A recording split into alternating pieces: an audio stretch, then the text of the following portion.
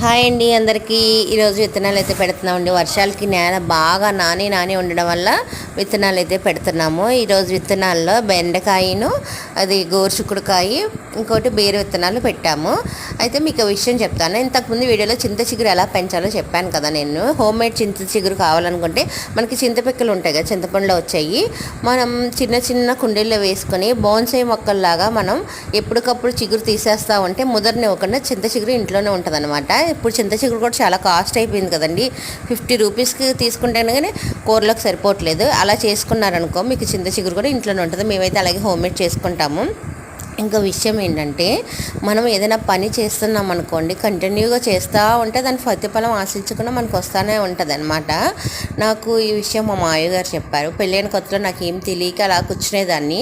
నల్ని అలా కూర్చోకమ్మ, ఏదో పని చేసుకుంటా ఉంటే నీకు అలవాటు అవుద్దన్నారు. నిజంగా ఈరోజు నాకు పని అలవాటు చేసింది